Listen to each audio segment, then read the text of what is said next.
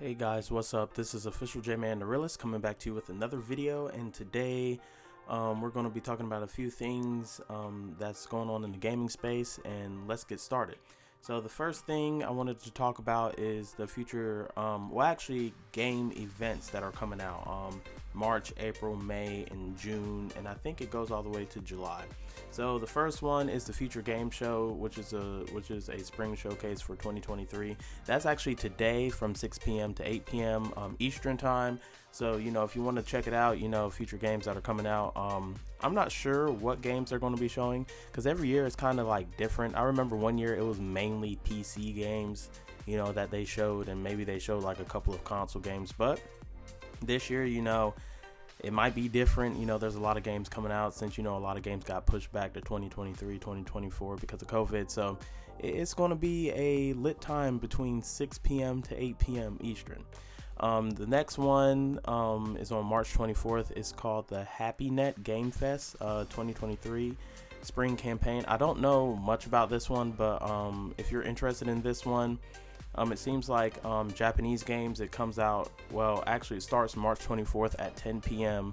and goes into March 25th at 5 a.m. Eastern.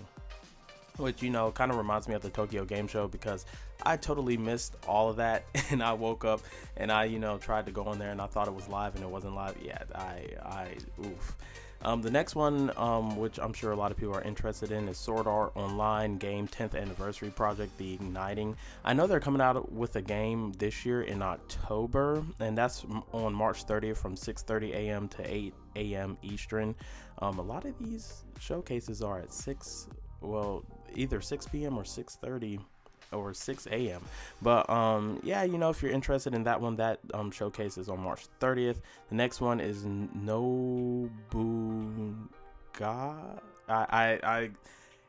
I'm not going to continue because I butchered the name, but the Ambition Series 40th anniversary program by it will be hosted by Koei Tecmo. That's on March 30th also from 7 a.m. to 8:30 a.m. So you can either choose between that one or Sword Art Online if you're more of a strategy type gamist. The Ambition Series, will be more of your, alley, up your alley. And again, that's from 7 a.m. to 8:30 a.m. on March the 30th. In April, we have the Indie Games Connect 2023. That's on April 29th from 9:30 p.m.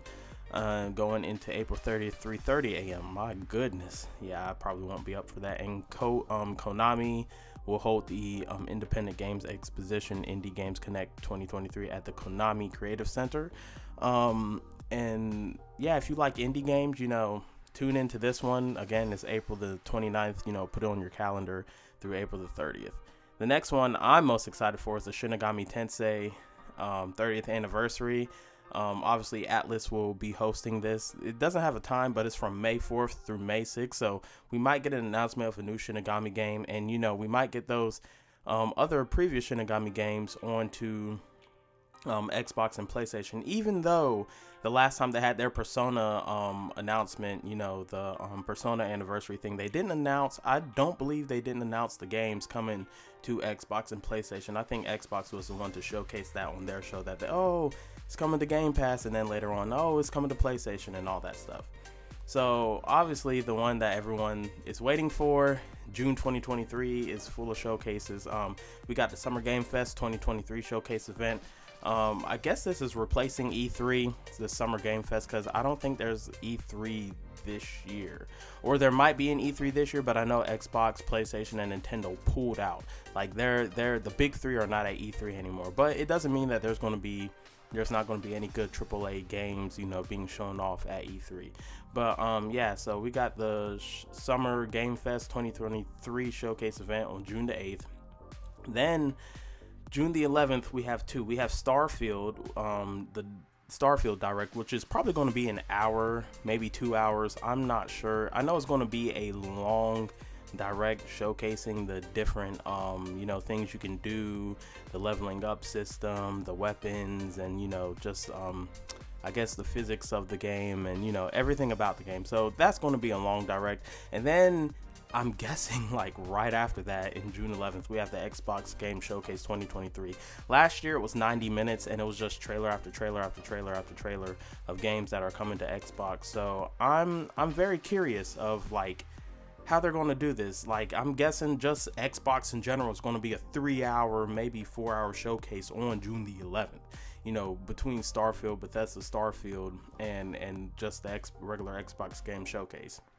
Which in the showcase they might show, you know, Shinigami Tensei, you know, all the Shinigami Tenseis coming to Xbox and PlayStation and Nintendo.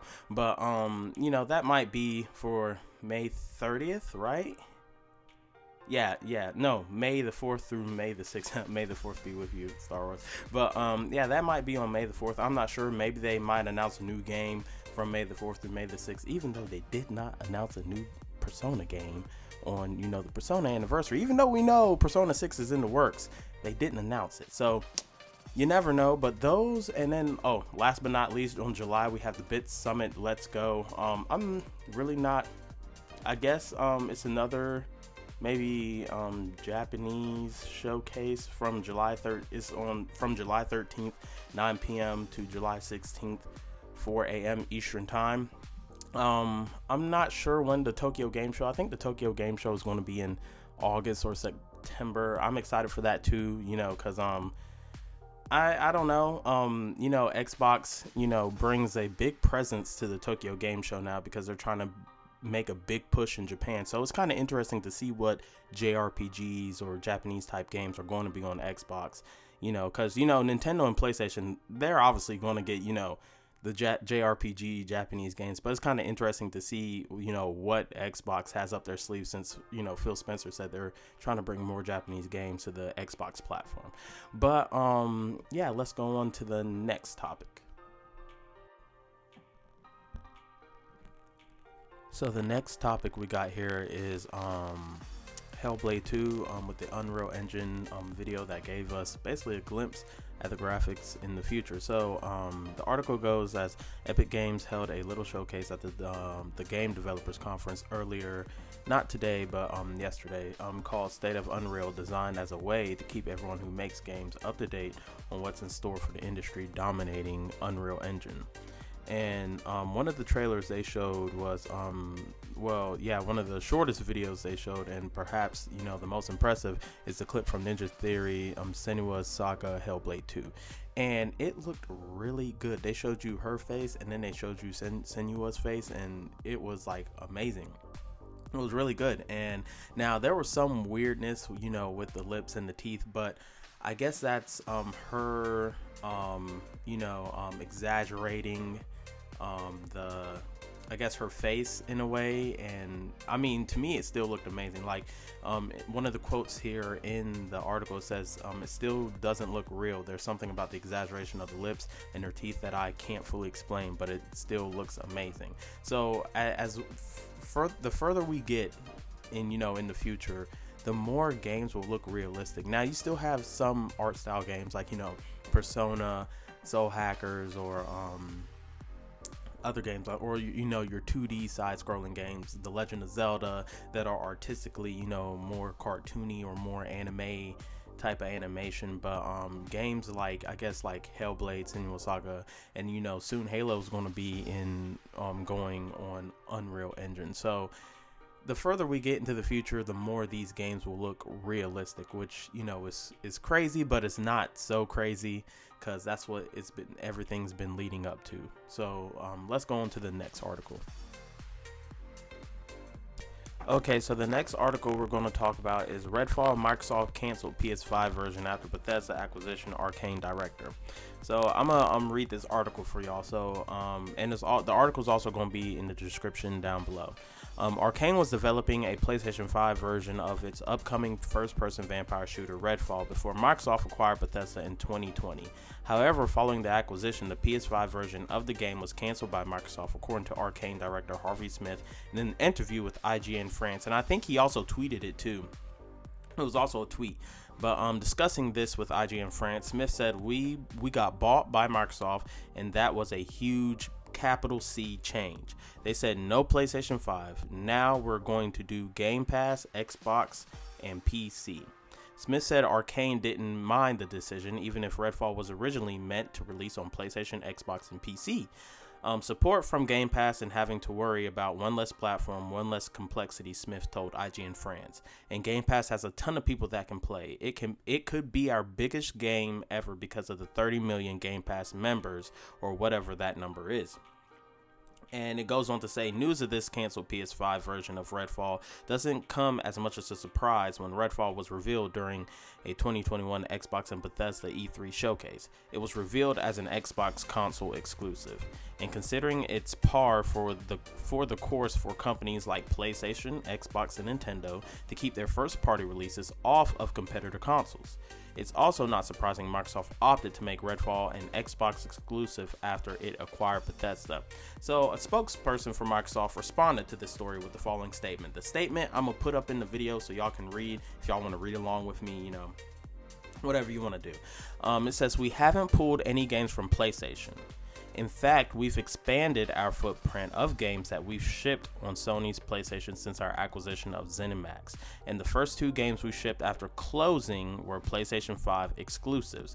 Talking about Deathloop and I think Ghostwire Tokyo, which are coming to Xbox, but they were timed PlayStation 5 exclusives. We did the same thing since our closing of Minecraft, as we extended the reach of that franchise, which is still on every platform, PC, and it's on every platform. All of the games that were available on PlayStation when we acquired ZeniMax in March 2021 are still available on PlayStation. And he's talking about Wolfenstein, Doom, Elder Scrolls, Skyrim, all that good stuff. And we have continued to do content updates on PlayStation and PC, like all the Elder Scrolls, content updates. They've been getting a lot of updates. But it goes on to say, we have also said that future decisions on whether to distribute ZeniMax games for other consoles will be made on a case-by-case basis. And it also says Redfall hits Xbox Series X, S, Xbox One, and PC on May the 2nd. Now, when they say other consoles, I have a feeling they're probably going... now the way, since, Activision and PlayStation and, Xbox been going back and forth, I have a feeling they're talking about Nintendo now, because them and Nintendo have a very good relationship. So it wouldn't surprise me if they give Nintendo some ZeniMax games. I mean, Nintendo can play Doom and Doom Eternal, in the cloud, and, they also have cartridges. But yeah, it wouldn't surprise me if they bring over some of their games to Nintendo Switch, just like, they're bringing Call of Duty, a 10-year deal to Call of Duty over to Nintendo Switch, which is pretty cool. But I saw a lot of PlayStation fans, yesterday and today, they were kind of angry about, Redfall not coming to PlayStation, or there was a PlayStation version, but it didn't come, they basically unplugged the PlayStation version. But you gotta kind of think about it. Like, for example, this is another example, Stellar Blade. There was an Xbox version of Stellar Blade, but when PlayStation came in and gave the company money to finish up the project, polish the project, make the project look better, they made it a PS5 exclusive. So if you want to play Redfall, you got to get an Xbox, or you could play on your PC, or get Game Pass on your PC, or get a Steam Deck, or you could play it on your phone, I believe your iPad too, because they have Game Pass on there too, but if you want to play Stellar Blade, you got to get a PlayStation 5, which I have an Xbox Series X and Nintendo Switch, a PS4. I haven't upgraded to a PS5. I will when Final Fantasy 16 comes out, because I'm excited, and Final Fantasy 7 Rebirth, I'm excited about that too. But if I want to play Stellar Blade, I'm gonna have to get a PS5. If you want to play Redfall, you got to get an Xbox. Like, if you want to play Zelda, you got to get a Nintendo Switch. It is what it is. It's the gaming industry. Business is business. But yeah, that is it for this article. Let's go on to the next one. So the next article we're going to talk about is Resident Evil 4 and how long does it take to finish Resident Evil 4. So IGN released an article. They said Resident Evil 4 has a lengthy story compared to its predecessors, obviously, and a ton of side quests, strange side quests to take on, but just how long is it? So right now, their fastest player finished Resident Evil in 12 hours on standard. Our slowest player spent 22 hours before credits rolled.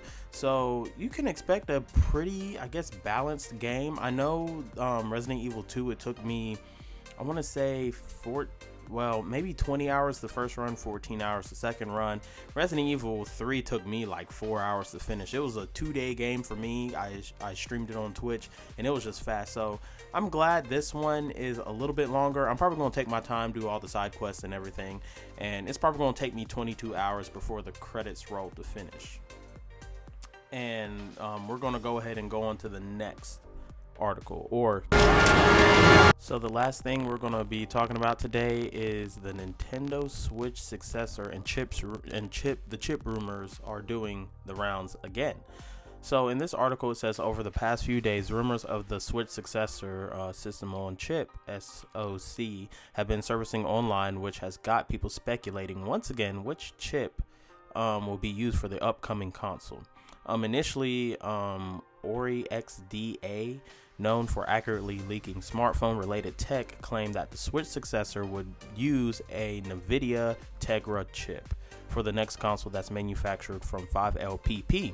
5LPP is a 5nm process developed by Samsung and stands for 5nm Low Power Plus.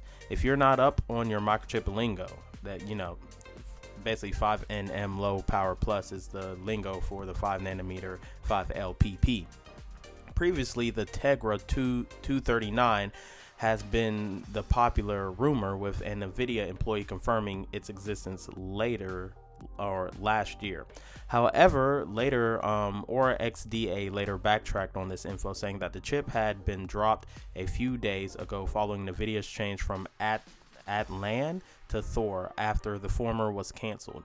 NVIDIA is targeting a 2025 debut for the automotive focused chip.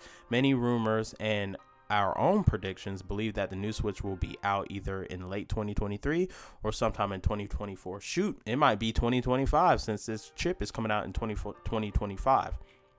Doug Bowser recently said the company was bullish on the current Switch, so it looks like official word won't be forthcoming for some time yet about the new Nintendo Switch.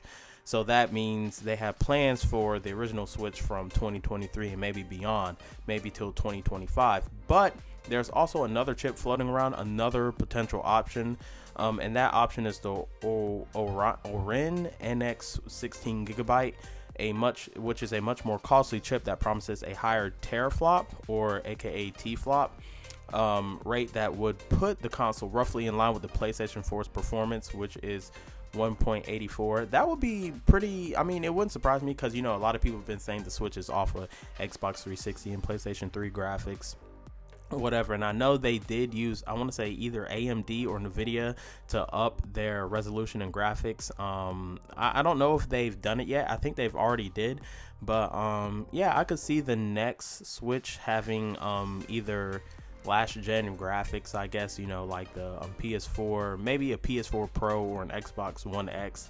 If they could probably fit that much power into a Nintendo Switch. If they can do it with a Steam Deck, they could probably do it with a Nintendo Switch successor, which will sell like hotcakes, just like this Nintendo Switch. With Nintendo, if it ain't broke, don't fix it. Look at the Wii and then the Wii U. They tried to do something different with the Wii U, didn't work. So I hope they keep that same, kind of energy or same system that they're doing with the Switch onto the successor. I know they're probably going to do something a little bit different, but I hope it's almost like the same thing. A new console, powerful, maybe a little bit bigger, maybe bigger than the OLED, but I have a feeling, they might try to get it onto par with Steam, even though Nintendo's not all about graphics.